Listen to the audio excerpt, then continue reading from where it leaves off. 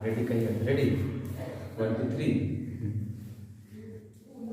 प्यारे छात्र छात्राओं, गुरुकुल SKJ क्लास में आप सभी लोगों का स्वागत है और नव वर्ष 2023 की शुभकामनाएं गुरुकुल SKJ क्लास के तरफ से आप समस्त छात्र छात्राओं को दिया जाता है। मैं आशा करता हूं कि यह नया साल आप सब के जीवन में सफलता और खुशियों से भरा रहे। मैंने इससे पहले आप लोगों को कहा था कि प्रत्येक दिन मैं हिंदी का व्याख्यात्मक प्रश्न लेकर आपके सामने उपस्थित होऊंगा। सो फिर मैं आपके सामने उपस्थित हुआ हूं। आज मैं पदभाग का व्याख्यात्मक प्रश्न लेकर आया हूं जो 2023 की परीक्षा के लिए बहुत ही महत्वपूर्ण है। कल से मैं हिंदी का व्याख्यात्मक प्रश्न गद्य भाग का दिया करूंगा। आप सभी छात्र छात्राओं से मेरा निवेदन है कि एकाग्रचित होकर आप सभी छात्र छात्राएं इन सारे प्रश्नों का मनन करेंगे और अच्छे से अच्छे तरीकों से उत्तर पुस्तिका में लिखने का प्रयास करेंगे। आइए मेरे प्रिय छात्र छात्राओं, आज हम लोग चले और इस क्वेश्चन को देखें जो पुत्र वियोग से मैं आप लोग के लिए लेकर आया हूं। तो चलिए आगे चले। यहाँ पर लिखा हुआ है कक्षा 12 का हिंदी का पदभाग पुत्र वियोग का महत्वपूर्ण प्रश्न। पुत्र वियोग से यह पंक्ति काट कर दी गई है और इसका विश्लेषण करके हम लोगों को बताना है कि कैसे इसका व्याख्या हम लोग करेंगे।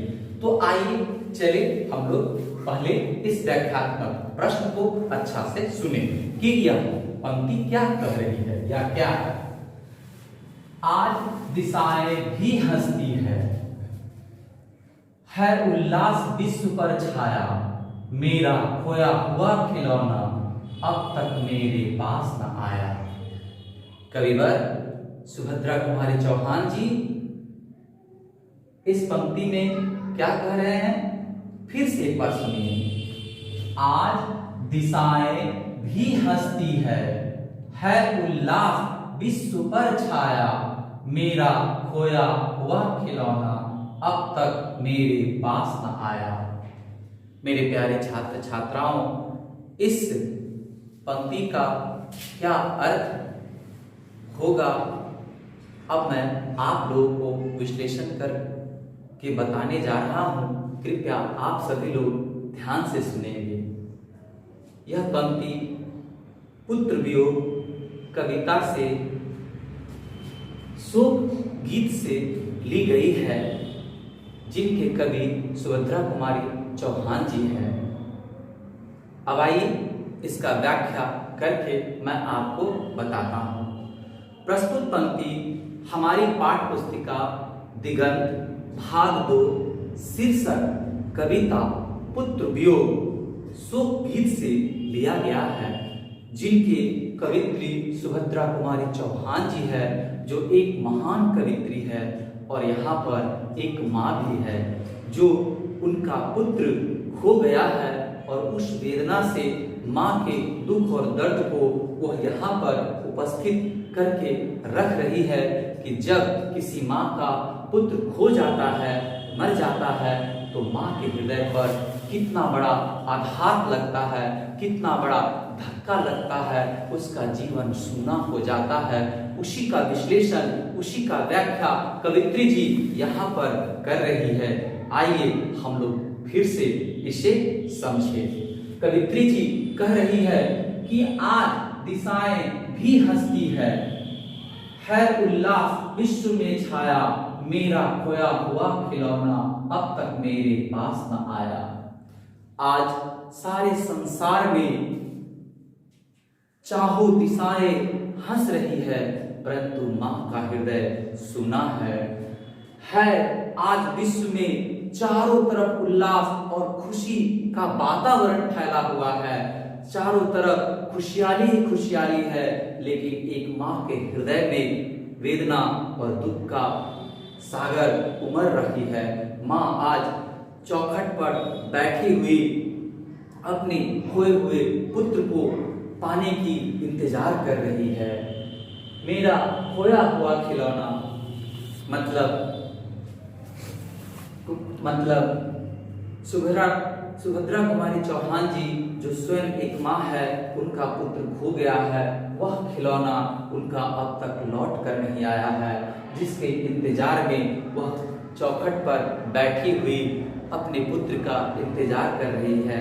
जिस प्रकार किसी बच्चे का खिलौना खो जाता है तो वह बैठकर इंतजार करता रहता है कि कहीं से उसका वह खिलौना आ जाए, उसी प्रकार सुभद्रा कुमारी चौहान जी अपने चौखट पर बैठकर एक माँ का दुख और वेदना लिए हुए वहां पर इंतजार कर रही है कि उसका खोया हुआ खिलौना वापस लौट कर आ जाए, परंतु वह लौट कर नहीं आता है।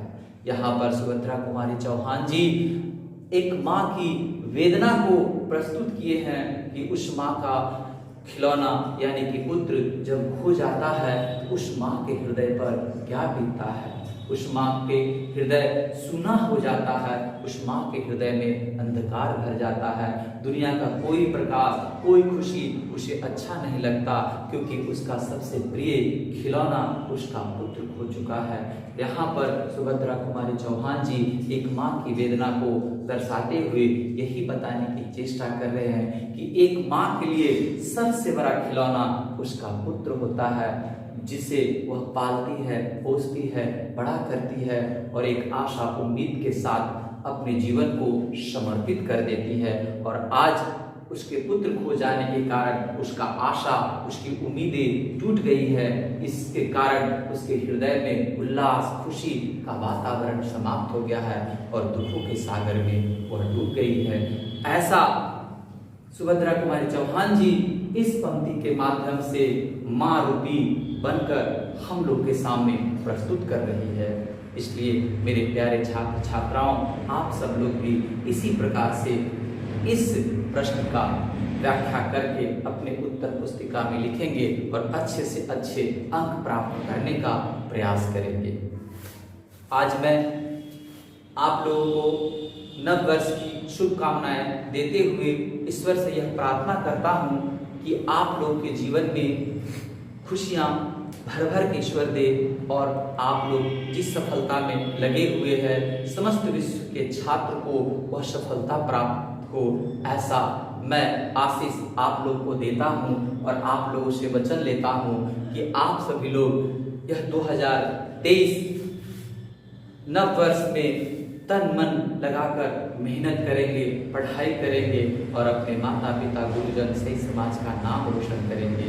इन्हीं शब्दों के साथ मैं आप सभी छात्र छात्राओं को आशीर्वाद देते हुए विदा लेता हूँ और आप सभी से यह प्रार्थना करता हूँ कि गुरुकुल SKJ इस चैनल को सब्सक्राइब करेंगे, लाइक करेंगे और शेयर करेंगे, ताकि सभी छात्र छात्राओं को इसका लाभ मिल सके। कल से मैं क्लास 10 और इंटरमीडिएट के 12th क्लास का पद भाग का और गद्य भाग का दोनों का महत्वपूर्ण प्रश्न कुछ दिन तक और दूंगा। आप सभी लोग इस चैनल से जुड़े रहेंगे। धन्यवाद।